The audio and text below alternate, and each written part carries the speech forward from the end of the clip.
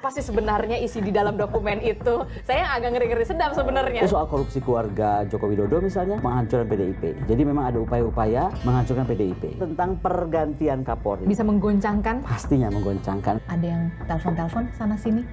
Nah, ini yang selama di Rusia? Itu banyak dihubungi orang lah. Saya nggak usah sebut ya, dari mulai aparat, non-aparat, ya kan. Apa yang waktu itu dipesankan oleh seorang Hasto Kristianto akhirnya dititipkan lah ke seorang Koni Rahakundini?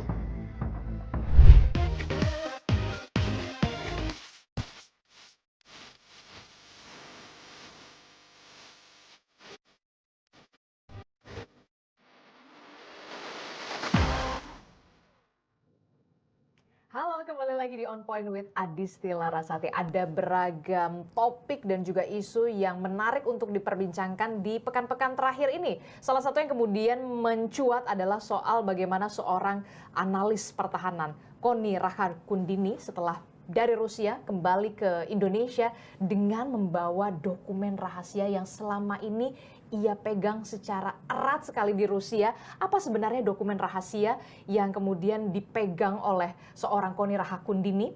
Dan ini kali pertama Koni Rahakundini berada di tanah air setelah dari Rusia dan langsung ke Indonesia dan akhirnya hadir di On Point with Adisti Larasati. Apa kabar Bu Koni? Kabar baik dan sedikit deg-degan.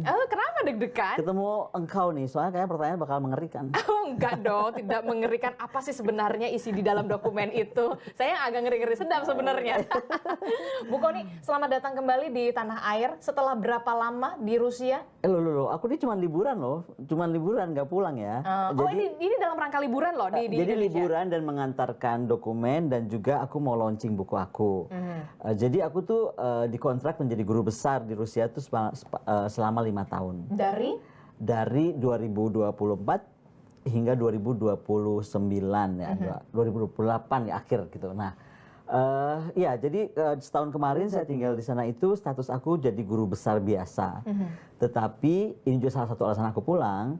Aku tuh berapa bulan ya, 2 bulan lalu ditetapkan menjadi distinguished professor. Dan menjadi distinguished professor itu adalah kasta tertinggi lah kalau di guru besar di Rusia, apalagi kampusku kan langsung di bawah Presiden Putin. Jadi di Rusia itu ada dua kampus besar yang di bawah Presiden. Satu kampusku, Saint Petersburg State University, usianya sudah 300 tahun, dan satu lagi Moscow University. Nggak main-main ya? Nggak main-main. Dan karena itu kan aku kan mendapat green card. Kemudian ada beberapa file yang mesti aku urus di Kedutaan Besar Rusia di Jakarta karena aku masih berpaspor Indonesia. Jadi memang dalam rangka tidak hanya soal mengurusi dokumen saja yang dibalikin, iya, tapi juga ada 3-4 hal lah yang bikin saya harus pulang gitu. Harus kembali sekalian lah gitu. Dan salah satunya adalah dengan membawa dokumen itu. Ya, karena bukan salah satu, itu yang paling utama sih sebenarnya. Itu yang paling utama? Harus paling utama lah. Gitu. Nah, pasti banyak yang akhirnya bertanya-tanya, apa sih sebenarnya isi dokumen 37 file dokumen yang akhirnya diserahkan oleh ke Wasekjen PDI Perjuangan? Tapi jangan dijawab, saya belum tanya soal itu. Ya. Tapi saya ingin bertanya dulu. Anda kemudian ke Rusia, selama Anda di Rusia membawa dokumen rahasia itu, membawa dokumen rahasia itu yang diserahkan seorang Hasto Kristianto kepada Anda, dititipkan kepada Anda. Ada yang telepon-telepon sana sini? Nah, ini yang selama di Rusia? Makanya salah satu alasan juga, ini pertanyaan keren karena nggak pernah ada yang nanya. Jadi salah satunya itu yang bikin aku kesel gitu kan. Kenapa kesel? Adalah mereka tuh banyaknya nggak berani tanya aku. Lalu? Nanyanya kepada asisten aku tuh di sana punya 2 asisten. Satu anak Indonesia yang sudah 8 tahun tinggal di Rusia, dia master dari kampusku. Dan satu lagi asistenku orang Rusia gitu kan, perempuan. Jadi aku punya staf laki dan perempuan. Nah, dua-duanya terutama yang laki ini gitu, itu banyak dihubungi orang lah. Saya nggak usah sebut ya, dari mulai aparat, non-aparat ya kan. Dan macam-macam lah, udah aku judulnya. Itu yang ditanya, ibu di mana? Ibu sedang kemana? Rumah kosong nggak? Bisa datang? Kan anak-anak ini jadi stres ya. Jadi saya pikir, oh ini nggak bener nih gitu. Apalagi yang saya tahu, orang-orang ini juga kenal saya. Lain kalau nggak kenal. Beberapa orang yang telepon itu kenal. Dan buat aku loh, why don't you call me? Gitu kan, itu satu. Kan kesian dong, urusan aku merepotkan orang. Yang lebih parah, rumahku tuh luar biasa ya. Di sana tuh guru besar tuh ditreat begitu hebat. Kamarku tuh 5. Rumahku di tengah sebelah istana atau kan sebelahnya, tahu ini enggak, Museum Faberge. So it's very in the center of the city, it's very beautiful. Nah, karena kamarku banyak, rumahku besar, kalau sahabatku datang ke Rusia, sahabat deket nih, aku masih suruh di rumah aja lah yang perempuan-perempuan dong. Udah di rumah aja, rumah gue oke banget, lu tinggal ke Faberge, tinggal ngapain masih di hotel? Ngapain di hotel, lu tinggal kemana? Percaya nggak sih, begitu 1-2 hari di rumah, dia upload aja foto, langsung DM-nya diserbu bermacam-macam orang. Mempertanyakan juga dokumen, apa segala. Kan apa sih ini gitu loh, aku pikir kok jadi aneh ya. Udah kayak gitu. Nah, itu juga salah satu yang bikin aku pikir, oke deh, kalau gini caranya gitu. Tapi pas pada saat itu Bu Kony ketika Bu ada telepon dari ini, Ibu nggak mencoba untuk menelpon balik atau? Loh, aku bisa aja telepon, tapi sekarang gini, kalau mereka pejabat loh ya, ada beberapa pejabat, bisa telepon staf aku yang mereka nggak pernah kenal dalam hidupnya, orang anak ini 8 tahun tinggal di Rusia, kenapa mereka nggak bisa kontak aku langsung yang mereka sering berinteraksi? Once aku malah coba telepon, saying something gitu. They pretend they don't ask anything. Ya gue juga pura-pura bego aja. Jadi lucu kan. Nah itu juga membuat aku, kok kayak gini ya caranya gitu. Berarti ya ada apa ya? Ada mulai gelagat-gelagat gejala-gejala. Gejalanya tuh nggak enak ya. Maksud aku nggak enak tuh gitu kan. Aku orang yang terbuka banget ya. Aku nggak juga bawa apa sesuatu yang berbahaya atau bakal ngapain gitu kan. Aku cuman begini, sebagai sahabatnya Hasto gitu kan, Sekjen PDIP, saya tuh merasa ketika dia menceritakan bagaimana status dia waktu itu, dia udah bisa baca kan, bahwa dia tuh akan diapakan secara dipolitisasi lah, kalau kita boleh menggunakan kata dipolitisasi. Kemudian itu dari Mas Hasto. Belum lagi kawan-kawan saya yang di aparat, yang saya pernah viralkan juga di salah satu podcast. Saya bilang, Mas lu tuh diem, gue udah diperintahin untuk lu diem, kalau enggak lu pasti langsung masuk. Semua yang saya khawatirkan terjadi kan. Nah, sekarang dari sisi Mas Hasto, of course karena dia punya dokumen yang dia pikir itu adalah menjadi apa ya, kartu truf kalau ya. Jadi terus dia mungkin percayakan ke saya. Cuman mesti saya luruskan di sini dari awal ya. Tidak hanya saya.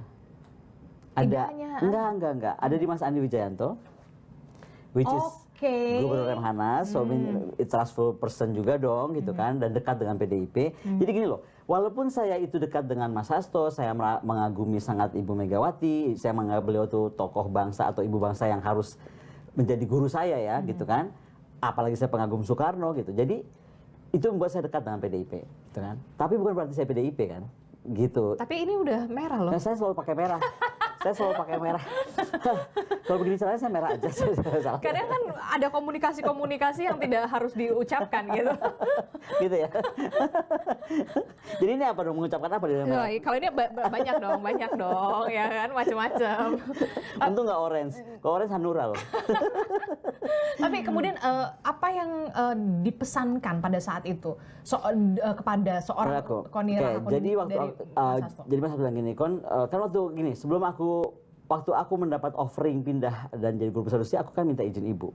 Jadi aku tuh mutusinnya bingung ya, apa berangkat nggak ya? Ini soal kesempatan besar. Menjadi guru besar di Indonesia susahnya setengah mati lah. Pusing aku sih ngeliat politik kampus.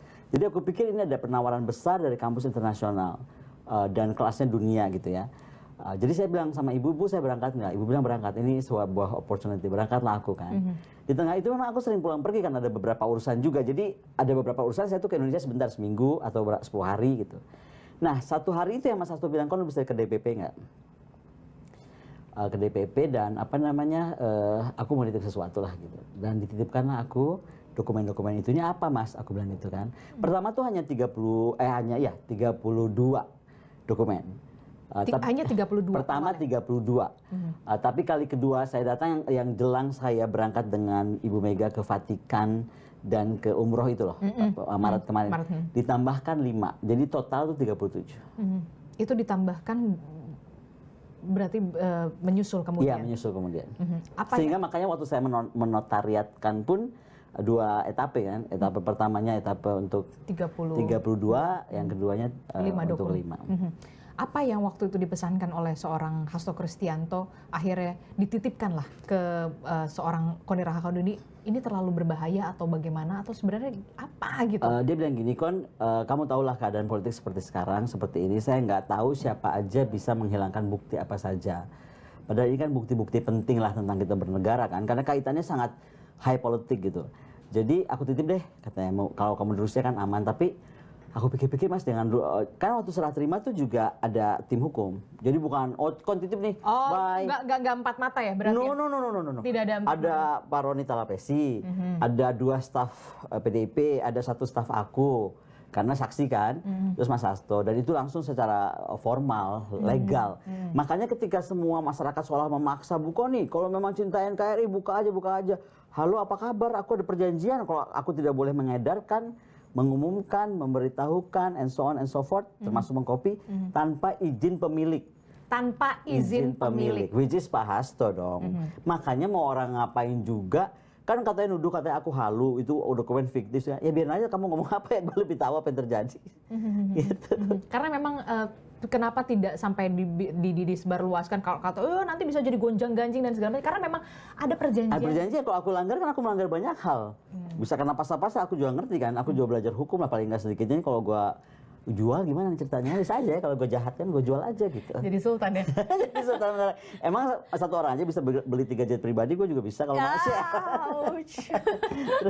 Terus oke, kan tadi Bu Kony mengatakan semuanya bukan empat mata, ada hitam di atas putih, ada saksi dan segala macam. Sampai akhirnya apa yang membuat Bu Kony ketika balik lagi ke Indonesia beberapa hari ini, begitu kan, akhirnya menitipkan dokumen rahasia itu 37 itu kepada Wasekjen PDI Perjuangan, yang saya nggak tahu nih masih bisa tidur nggak tuh?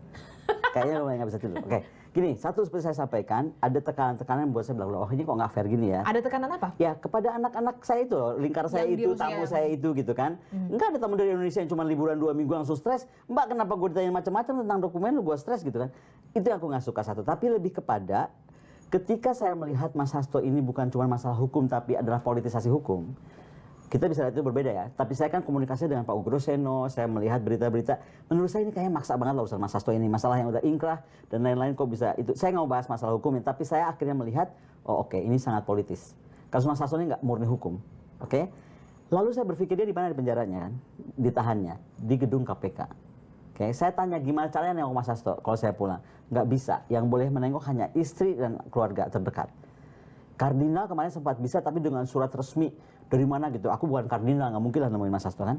Nah, jadi aku pikir gimana ceritanya ya nih kalau kayak gini. Aku punya dokumennya, nggak bisa itu. Yang kedua, ketika kami baru pulang dari Vatikan kan gak lama tuh Mas Hasto mengeluarkan video yang bajunya ungu, bicara soal KPK kalau nggak salah. Itu aku langsung dipanggil Ibu ke Teguh Umar bersama Mas Andi. Hari apa? Begitu itu pas siangnya keluar. Siangnya keluar nih, rame kan di media. Kita ditelepon, merapat. Nah, merapat. Bersama Mas Andi Wijayanto. Kamu, saya tahu kamu pegang dokumen ini, karena Hasto bilang. Dari mana nih keluar? Ibu tanya kan. Enggak dari kita berdua, karena kita memang nggak boleh kan, nggak izinnya beliau. Jadi ya udah Ibu bilang, pokoknya mulai sekarang nggak usah, maksudnya jalankan aja sesuai perintahnya Mas Hasto. Kalau tidak beliau izinkan bicara, jangan bicara gitu. Tapi yang video tadi siapa yang keluarkan? Bukan aku, bukan Mas Andi juga gitu. Nah, disitulah saya yakin bahwa Mas Hasto nggak cuma saya berdua, pasti ada pihak lain dan pasti PDIP. Iya dong, pasti ada dong. Jadi backup satu di Rusia, backup satu lagi di Mas Andi, backup satu lagi di PDIP. Apa yang kemudian pertemuan itu kan pasti berlangsung lama bersama dengan Ibu Ketua Umum PDIP? Oh, saat itu sangat berlangsung lama dan berhari-hari, karena saat itulah Mas Hasto kan ditetapkan. Jadi itu adalah detik-detik tidak mudah. Dan saya kagum pada Ibu. Kekhawatiran saya kan kalau partai sebesar PDIP, kemudian sekjen itu kan tangan kanan Ketua Umum ya, ditahan, itu kan pasti goncang lah partai itu. Makanya saya salutnya pada Ibu tuh, saya soalnya ada di sana ya, sekitar 1 jam setelah pengumuman nggak udah pakai baju orange, langsung Ibu mengeluarkan pengumuman. Sekjen di tangan saya. Jadi saya merangkap Ketua Umum dan Sekjen. Dan disitulah kelihatannya keren banget ya. Emang jadi leader tuh harus punya jiwa pemimpin. Dan tenang, Ibu tuh nggak ada emosi, nggak ada apa. Cuman agak tertegun gitu kan. Dia biasa kan kalau beliau tertegun, beliau sedang kontemplasi dengan atau berdialektika dengan ayahandanya kan. Gitu. Tidak ada terlihat emosional atau apa? Ada lah, pasti ada, tapi tegar kan. Makanya contoh perempuan tegar tuh ya harus dari Ibu Mega. Biasa memang. Nah, oke, sudah balik lagi ke Indonesia. Kemudian balik ke Indonesia, menyerahkan kembali ke... Oh gini, saya itu kan nggak bisa menghubungi Mas Hasto, tapi saya akhirnya kirim surat. Karena saya tahu saya mesti pulang, urusan tadi kampus yang saya diangkat guru besar luar biasa itu, dan lain-lain. Jadi saya bilang saya akan pulang ke tanah air dan saya akan bawa dokumen ini, karena udah bingung saya mau ngapain dengan dokumen ini kan. Pertama, Pak Hasto di dalam. Kedua, Ibu melarang kami bicara. Yes, saya belum nggak cerita tuh soal anak buah atau lingkaran saya diganggu, saya nggak mau mengganggu pikiran beliau. Jadi saya bilang... Jadi baru dibuka di sini? Iya, baru dibuka. Nah, enggak dong, di Instagram saya udah ya udah oh enggak dong, enggak ya, soal anak buah itu enggak dibuka. Oh, baru di sini? Enggak dibuka. Dia sendiri yang bingung. nah, jadi terus akhirnya aku tulis surat lewat orang PDIP, saya bilang, Mas Hasto saya mau pulang, ini serahkan kemana? Saya akan serahkan ke Pak Roni saja. Dan dijawab oleh Pak Hasto. By surat itu? By surat, di suratnya juga darurat lah kayak. Surat tulisan ada nggak sih? Tangan sulit tangan, iya. Ada yang difoto itu? Oh nggak boleh dong, itu pribadi dong sifatnya. Oke, oh nggak bisa di-spill juga ya. Maunya di-spill aja.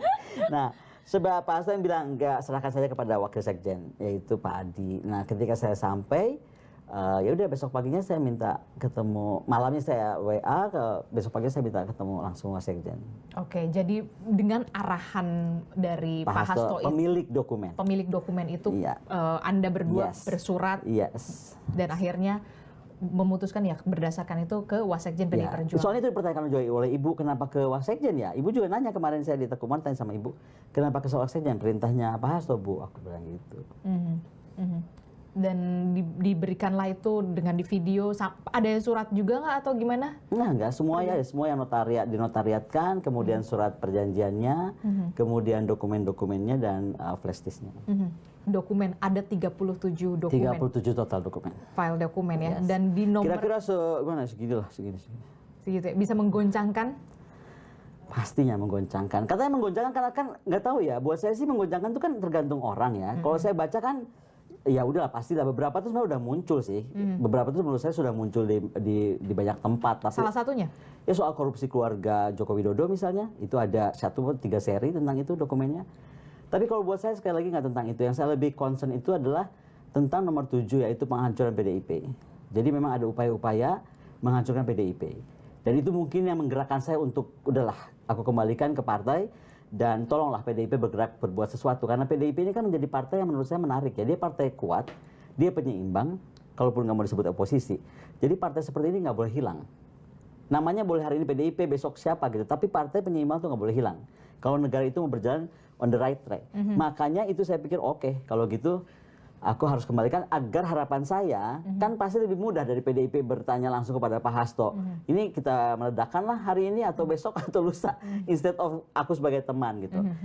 Yang kedua juga yang membuat aku menjadi kepikiran gitu ya, ternyata politik begini banget, itu file nomor 16 terkait Kapolri. Nah, baru saya mau tanyain itu, file nomor 16 soal Kapolri. Nah, ini yang saya mesti luruskan karena kan di sini ini adalah ajang untuk mengklarifikasi nih. Nggak klarifikasi, nggak perlu ada klarifikasi apa-apa.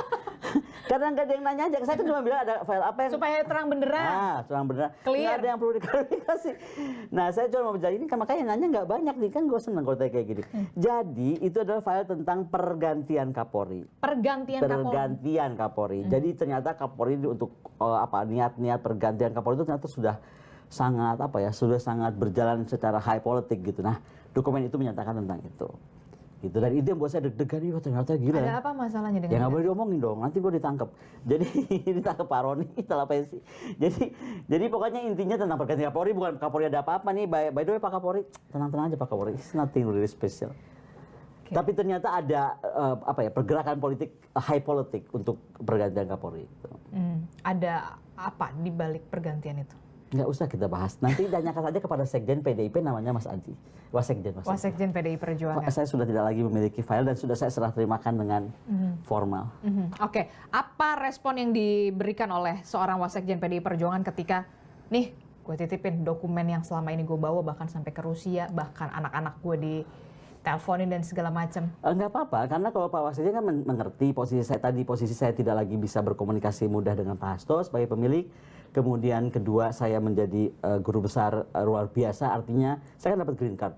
Jadi saya mungkin sampai tahun 2008 nanti nggak semudah ini bisa pulang. Ini kan karena sedang dalam faktor pengurusan juga ke embassy Rusia dan lain-lain. Jadi itu juga menjadi pemikiran saya kan gitu. Ketiga juga saya pikir, ngeri ya pegang dokumen, akhirnya baru nyadar ya. Ngeri juga. Setelah berapa lama? Orang lagi ditunggu-tunggu, mana dokumennya? Yang itu kan jadi pertanyaan, mana dokumen kalau memang itu banyak rahasia dan bisa mengungkap kebenaran begitu ya, kenapa tidak diungkap begitu? Ya tadi kan aku bilang bukan punya aku. Jadi memang harus diungkapnya sama PDI Perjuangannya langsung? Bukan PDI Perjuangan juga, yang memberikan kepada saya Pak Hasto, dan di situ saya tidak boleh apapun kecuali menyimpan gitu. Tapi kan semua sekarang sudah di tangan PDI Perjuangan. Yes. Jadi selamat ulang tahun dan selamat deg-degan aja. Ya kan, yang dihadapi adalah partai terbesar dan terkuat.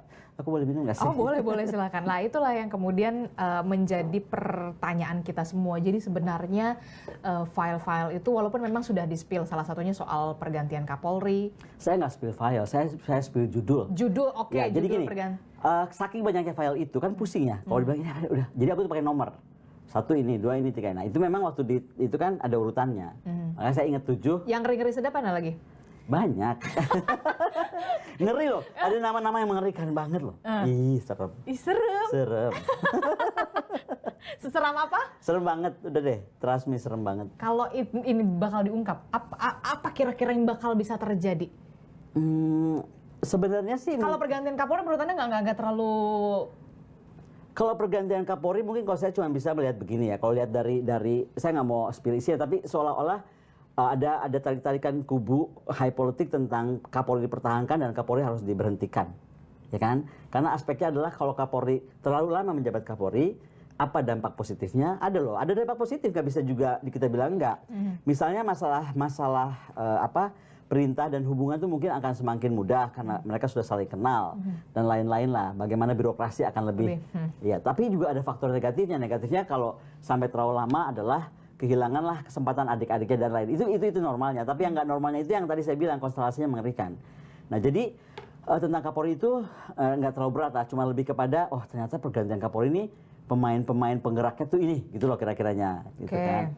Nah tapi kalau yang tentang bagaimana PDIP akan dihancurkan itu serem. Karena penyusupan gitu kan terjadi. Terus banyaklah hal-hal yang mengerikan lah gitu. Dan ternyata terdeteksi gitu. Rapat-rapat di mana, jam berapa, siapa gitu, melibatkan siapa aja, tokoh-tokoh bangsanya gitu. Di jalan apa, nomor berapa. Itu ada semua. Termasuk penyusup-penyusup itu. Termasuk penyusup dan pengkhianat. Oh, apa iya? ya namanya? Kalau gitu ya pengkhianat lah. Belok. Kalau kita menjadi anggota partai, saya nggak pernah jadi anggota partai, tapi kalau saya perhatikan ADART PDIP kan jelas ya. Ketika kita menjadi anggota tuh kita jadi kader. Kader itu setia kepada ketua umum. Jadi kalau kita nggak setia kepada ketua umum, ya atau membelot ya kalau bukan pengkhianat. Berarti ada itu nyata. Ada nyata semua. Dan Anda tahu itu siapa? Tahu. Jadi kadang-kadang kalau lihat orang ini, oke deh. Gitu. Warawiri di Vander Warawiri. Vander Warawiri. Oh iya? Yes. Hanya 1 orang, 2 orang, 3 orang? Ada top berapa 5? orang, tapi ketika saya sampaikan kepada ibu langsung bilang, saya tahu. Saya sudah tahu. Ibu tuh kan matanya juga, kalau saya aja punya, kalau saya punya dokumen dengan mata yang banyak dan menjadi dokumen, apalagi seorang ibu bangsa Megawati Soekarno Putri dan kupingnya lebih banyak, tangannya lebih banyak, matanya lebih banyak kan pasti. Gitu. Jadi ketika saya sampaikan ibu, tidak terlalu terkejut. Iya, ini dia menariknya seorang ibu tuh ya. Nggak pernah terkejut. Gue juga heran, ibu tuh tenang banget ya. Tenang. Itu yang aku mungkin mesti belajar ya. Aku orangnya kan gedebak-gedebuk gitu ya. Oh, ini yang mesti belajar. Jadi tenang dan terus kepala dingin, berpikir panjang, sabar. Ibu tuh bilang sama saya tuh, kalau kita lagi terbang, kamu tuh mesti cuma belajar 1, sabar. Jangan terlalu mau terburu-buru menyelesaikan masalah, karena semua terus dipikir. Holistic approach. Gitu. Jadi makanya ngejar-ngejar dokumen itu hati-hati, nggak semudah itu. Kalaupun aku mau, belum tentu boleh sama ibu. Kalaupun aku mau nekat misalnya gitu, belum tentu boleh. Ada berapa? Kan kita nggak nyebutin nama. Ada berapa? 5, 10? Nama-nama besar itu. Di yang file nomor 3 itu sekitar 5 orang. Kau tahu ini cenayang nih kayaknya misalnya. Top 5 kan aku bilang top 5 kan, top 5. Di file nomor 3 ada sekitar 5 nama besar gitu. 5 nama besar di tubuh PDI Perjuangan? Enggak. Di belantara perpolitikan, high politika Indonesia. Berarti bukan hanya di PDI Perjuangan, itu di luar PDI Perjuangan. Ini kan nggak tentang PDI Perjuangan. File-file ini kan tentang tadi macam-macam. Jadi memang itu tidak di dalam tubuh PDI Perjuangan, tapi di luar itu. Ya, top tapi 5 di dalam sistem pemerintahan. Di dalam sistem pemerintahan. Dan memegang peran strategis. Ya mungkin peran strategis atau dana strategis saya nggak tahu ya. Bisa juga kan. Dana strategis? Bisa juga kan, aku bilang gitu. Bisa juga aku nanya, Kalimantan tanya. Oke, baik. Gak termancing juga. Oke. Kenapa kemudian, itu tadi kenapa ke Wasekjen, kenapa nggak ke Roni Talapesi? Kan saya udah bilang sama Mas Hasto, Mas saya serahkan ke Pak Roni kan, Pak Hasto bilang enggak. Itu Alasannya kenapa? nggak saya tanya, kan nggak bisa surat-surat Iya, gini. Benar. Soalnya Pak Hasto itu, kalau saya tadinya mikir beberapa kawan saya di penjara itu kan bisa WA-an. Saya punya banyak dulu teman politik yang di penjara kan bisa WA-an biasa aja. Pak Hasto nggak bisa. Nggak bisa, makanya saya juga frustasi bahwa komunikasinya. Udah kayak Lucky Luke, mesti hampir kayak Lucky Luke. Kalau Lucky Luke kan nulis surat sekarang, tampilnya anaknya udah 10 tuh. Aku nggak sampai begitu juga sih. Cuman kan capek dong. Kita kirim surat sekarang, nanti balasannya 2 minggu gitu. Kayak atau, di zaman kapan ya, Say? Kayak zaman kapan, capek. Capek deh nunggunya gitu. Saya mau keluarkan file nomor 7 misalnya kan. Jawabannya nanti udah lewat, udah harusnya file nomor 4 kan nggak lucu gitu. Oke. Apakah ini akan dikeluarkan satu persatu oleh seorang Hasto Kristianto setelah ini selesai, atau kemudian nanti akan dikeluarkan oleh PDI Perjuangan atau bagaimana? Nah, saya kan nggak bisa mewakili PDI Perjuangan, saya nggak bisa mewakili juga Pak Hasto. Saya belum sempat lagi, saya lagi usahakan untuk bertemu Pak Hasto. Sedang. Karena saya juga ingin tahu ini gimana gitu kelanjutannya. Terutama tentang beliau ya. Saya sangat concern tentang beliau, karena saya sendiri melihat banyak hal nggak fair lah terjadi gitu. Dan dia ada tekanan juga nggak sih? Aduh, kalau Pak Hasto capek deh. Suratnya ngomong gini, baik-baik aja saya akhirnya menikmati bagaimana caranya kita tuh untuk menegakkan sebuah kebenaran itu seperti Bung Karno tuh sudah melewati ini semua, saya tidak ada apa-apanya. Ini aku bilang jangan kelamaan, jangan kebetulan lu bukan Bung Karno. Oh, itu dia curhat juga di situ. Bukan curhat, dia mah nggak pernah curhat. Dia lagi tulis waktu dia habis nulis eksepsi itu yang 27 halaman. Jadi tulisannya nggak kebaca, apaan sih nih gitu kan. Kon lu mesti maafin gue ya, tulisan gue kayak gini. Gue udah habis menulis 27 halaman pembelaan gue gitu. Jadi surat itu yang kayak tulisannya kok kayak tulisan Mas Hasto bukan, tapi ya tulisan dia. Dan itulah yang kemudian tadi ini soal pergantian Kapolri. Ya. Salah satunya. Ada soal pergantian Panglima TNI? Nggak ada soal TNI itu. Sama sekali? Dari TNI sama sekali nggak ada. Kenapa nggak ada ya? Nggak tahu, tanya Mas Hasto, tanya sama aku. Ini kacau juga. Oke, jadi itu pergantian Kapolri, kemudian soal... Nah mungkin kalau soal pergantian Panglima nggak ada, kan Panglima berganti-ganti kan. Memang sudah sewajarnya. Kan dari zaman Pak Kapolri ini kan dari zaman Pak Hadi, siapa lagi, Pak Andika, Pak Yudo, Pak Agus, mungkin itu ya, aku nggak tahu. Iya. Jadi nggak ada. Tapi aku harus aku senang ini ditanya, karena tadi juga Kapolri nanya nih, gue kenapa Kapolri gitu kan? Nggak apa-apa Pak, nggak apa-apa Pak, cuma soal pergantian Bapak. Jadi nggak ada yang gimana-gimana ya? Panglima clear. Panglima nggak disebut sama sekali. Sama sekali. Iya, aku berharap malah ada Panglima soal undang-undang TNI. Apa sih nih gitu kan? Nggak ada, padahal itu aku pengen tahu sih. Itu dia. Nah, apa yang pada saat kemarin Ibu Koni ke Teku Umar, selain soal tadi Anda menyebutkan ada beberapa nama dan segala macam, beliau juga tidak terkejut dan segala macam. Apa ada pesan khusus nggak yang disampaikan oleh? Enggak, ibu itu bergeraknya by sistemnya, itu yang makanya kita lihat. Begitu saya dipanggil, langsung semua orang-orang PDIP, Waksekjen semua dipanggil, udah langsung tanyakan ini sekarang di mana, terus kita mau apakan, ada di mana sekarang posisinya, amankan gitu. Udah, kalau saya cuman oke, saya sudah tahu, terus ibu cuman bilang bahwa ya of course terima kasih saya sudah menjaga dokumen itu baik-baik kan, nggak sama sekali saya bocorkan gitu. That's it. That's it. Yang kedua ya ibu, kami berdiskusi karena kemudian Mas Andi juga datang. Gini ya, ini saya pribadi ya, bukan ibu. Saya cuma melihat bahwa ini ibu waktunya memang setahun ini kan betul-betul go internasional. Ibu diundang ke Vatikan, bertemu Pope sebelum meninggal, diangkat menjadi advisor untuk sekolah 1,5 juta sekolah Katolik seluruh dunia. Kemudian diminta oleh WA menjadi salah satu pemisi perdamaian Timur Tengah. Nah, kami kemarin akhirnya nggak lama bicara soal dokumen, rapat dengan Mas Andi tentang ibu akan segera berangkat untuk menetapkan bagaimana perdamaian Timur Tengah. Karena mungkin saya itu salah satu yang sepakat dengan apa yang disampaikan Bu Puan ya. Karena nggak semua orang juga ada seperti Bu Puan. Tapi Bu Puan itu benar, orang Gaza itu tempatnya di Gaza. Jadi ide untuk membawa ke Indonesia tuh nggak sederhana itu, akan sangat kompleks. Apalagi kemarin saya ketemu juga Mas Andi bawa ahli teroris. Dan dia menceritakan bagaimana kalau sampai kita memberi kesempatan orang-orang Gaza tinggal di Indonesia dengan angka yang demikian besar, tanpa sistem pengamanan yang lebih ekstra, itu akan menghidupkan sel-sel lone wolf. Jadi makanya dengan ibu mempercepat proses, kan ibu ini kalau nggak salah koordinasinya salah satu waktu itu dengan Pop juga, tapi kan Pop sekarang sudah almarhum. Jadi dengan beberapa petinggi negara dunia ini memang akan mempercepat perdamaian Timur Tengah. Gitu. Dan saya menariknya dari ibu, kemarin itu ibu menyampaikan soal pentingnya kita itu mendorong dasar sila Bandung hidup kembali. Kan dasar sila Bandung itu membawa nilai-nilai yang selama ini nggak bisa jalan dengan PBB kan. Jadi saya pikir itu malah ibu berkesempatan untuk lebih berperan membawa nama baik Indonesia, bagaimana menyelesaikan masalah dunia. Jadi ibu nggak stuck sama urusan-urusan politisasi gini seperti ini. Saya juga sedih ya. Ibu kan great leaders ya. Nilai gelar profesornya berapa, gelar doktornya berapa dari dunia loh, bukan dari lokal sini. Itu menurut saya pemikiran itu diperlukan gitu. Dan mungkin menunjukkan juga ke orang Indonesia ya bahwa di sini kan pemikir akademis itu dianggap pelengkap penderita ya. Ternyata nggak begitu. Justru orang yang paling harus dihargai itu ya pemikir. Nah, kalau ditanyakan itu kenapa akhirnya saya bikin buku, akhirnya buku saya itu lebih kepada itu. Lebih mungkin mencoba jadi Rocky Gerung gue nih. Jadi nggak sih. Aku lebih mau bikin buku gini, bagaimana membangkitkan peradaban dengan melahirkan negara yang berkesadaran. Karena negara kita sudah nggak sadar, sedang fainted semua. Mau pemimpinnya, mau tentaranya, mau polisinya, mau rakyatnya, mau anak mudanya, menurut aku ya, bisa aja aku salah.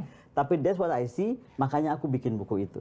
Bangkit dari ketidaksadaran. Bangkit dari ketidaksadaran. Bernegara. Tidak ada soal itu. Berat banget Bu Koni ini kayaknya. Iya, makanya pusing saya jadinya. Dokumen rahasia aja udah pusing gitu. Tapi ya itu tadi, banyak juga kan yang menanti gitu ya, netizen, pasti. Maksudnya kan kalau kita mau menyelamatkan NKRI ini, ya buka aja belak-belakan gitu. PDIP, kalau menyelamatkan NKRI, buka saja lah. Boleh ya kalau ngomong gitu? Tetap aja berarti. Ya, dokumennya udah nggak sama aku, gue mau ngomong kemana dong, ngomongnya ke PDIP. Tapi Anda yakin ini, tapi banyak yang bilang jadinya begini, beranggapan, oh ya udah buka aja deh ini, jangan ketika Mas Hasto ini sudah masuk ke ranah hukum, sekarang pengadilan dan segala macam, jangan ini buat bergen politik nih. Nah, inilah kita hidup dalam masyarakat yang tadi nggak tahu berkesadaran. Jadi nggak boleh kita tuh bernegara dengan suuzon. Harus usnuzon. Gini ya, beda level kita ngobrol di warung kopi, ketika buka aja, banci lu kok takut banget. Sama kita di level pemimpin yang bisa ngukur, kalau aku bikin A, akibatnya akan 1, 2, 3, 4, 5, 6, 7, 8, 9, 10. Kalau saya bikin B akan begini. Kan kalau pemimpin banyak pertimbangannya. Banyak dong. Kalau saya jadi ketua umum PDIP, mungkin dari kemarin-kemarin gue ledakin pusing banget. Ya nggak sih? Toh buka aja kan bisa aja gitu. Kan enggak. Biarnya sekalian gitu kan, biar kebuka. Nah, itu bedanya dari pemimpin apa enggak. Ini soalnya Ibu Mega bukan Zelensky yang menghancurkan rakyat untuk kepentingan pribadi, enggak. Kita mesti paham dari situ juga. Bukan karena bergening politik. Bergening politik apa Mas Hasto udah diambil? Kalau bergening politik Mas Hasto nggak masuk dong. Nggak dikuyo-kuyo seperti begini. Sekali lagi aku ngomong kuyo-kuyo karena aku ketemu beberapa saksi yang bilang bahwa itu bukan uangnya Pak Hasto dan orang yang dipaksa untuk and so on and so forth lah. Saya nggak sengaja kan ketemu gitu. Aduh, saya pikir saya nggak akan sekali lagi masuk ranah politik, terserah itu putuskan, bukan ranah saya. Tetapi saya sebagai temannya melihatnya kayaknya ini ya. Dan banyak ya polisi kawan-kawan saya juga yang bilang, aduh ini udah politik banget lah gitu. Mereka nggak mau lah. Atau jaksa atau panitera yang, aduh nggak mau lah, terlalu politik ya. Apa artinya? Ya memang politik kan. Tapi nggak bisa berbuat apa-apa. Nggak bisa berbuat apa-apa. Apa yang nantinya akan dilakukan PDIP? Itu yang jadi pertanyaan kita semua. Mau saya buatkan jadi dengan Ibu Ketua Umum? Itu juga kan. Tapi oke lah, apa yang ada di benak seorang Koni Rahakundini setelah nih gue serahin yang sudah diamanahkan kemarin dititipkan dari Mas Hasto, akhirnya gue serahin lagi nih ke... Apa yang dalam seorang Koni Rahakundini Bakri? Buku saya aku percepatkan keluar. Karena waktu aku baca-baca dokumen itu, lahirlah perasaan aku bahwa loh, ternyata kebalik ya, bukan negara ini membuat peradaban, tapi manusia yang beradab yang harus memimpin negara. Nah, waktu itu tuh aku bikinnya itu masih awal, kapan lah ceritanya tadi kan, aku bilang, di Saint Petersburg pemandangannya indah, gue bikin. Begitu ini makin kesini, aku percepat betul, dan itu kenapa, nanti aku undang ya. Makanya aku mau bikin betul-betul, kalau bisa sebelum saya pulang, udah saya bisa launching. Karena udah ditulis dalam setahun ini sih sebenarnya, cuman epilog dan prolognya mungkin saya banyak buat pendalaman gara-gara kasus-kasus terakhir di tanah air. Gitu. Dan dokumen ini, rahasia ini yang Anda sudah baca itu betul-betul menginspirasi juga? Menginspirasi, karena ternyata running negara itu tadi, yang paling penting itu adab. Adab semuanya, adab rakyatnya, adab pemimpinnya. Jadi banyak hal disalahgunakan gitu tentang konsep berkepemimpinan jadi salah gitu kan. Mencari pemimpin caranya salah. Gitu. Itu semua kan akhirnya kita bicara tentang civilized country or civilized people or leaders with uncivilized gitu. Keren kan? Jadi ini kesana akhirnya mau kemana? Mau teriak-teriak juga saya siapa? Gitu. Oke. Saya nggak tahu Wasekjen PDI Perjuangan gimana nih? Udah telepon? Nasibnya, nasibnya sedih. Begitu kemarin masuk, aduh Mbak Koni, gue langsung ditelepon seluruh dunia katanya gitu. Oh iya? Iya, semua orang minta waktu curhat ketemu. apa? Nggak curhat, cuma kan harus lapor. Harus lapor kepada ibu. Bu, saya ditelepon A, B, C, D, E, F, G, diundang ke sana ke sini gitu. Ya udah Mas Prananda langsung sampaikan, ya temuin aja gitu. Wow. Saya nggak kebayang sih kalau pegang itu bisa tidur atau enggak. Bisa, aku bisa tidur. Ya kan, bukannya di Rusia yang udah jelas-jelas. Ya nggak bisa tidur asistenku sih. Oke, terakhir, kalau dapat menggambarkan dari 37 dokumen itu dengan 3 kata. Jangan pernah terulang. Jangan pernah terulang. Harganya terlalu mahal karena yang akan kita korbankan itu negara. Yes. Di dalam 37 itu jangan pernah terulang. Ini masuk sisi kelam sejarah nanti di Indonesia. Bisa sangat. Kita akan masuk ke hybrid regime. Jadi demokrasi atau perjuangan dulu para pahlawan itu akan sia-sia. Kita akan masuk kepada hybrid regime state, kemudian failed state. Pasti. Separah itu? Iya dong, iya dong. Separah itu. Kalau nggak saya nggak hadir di sini, Bu. Thank you. Terima kasih. Koni Rahakundini, analis pertahanan. Terima kasih kembali.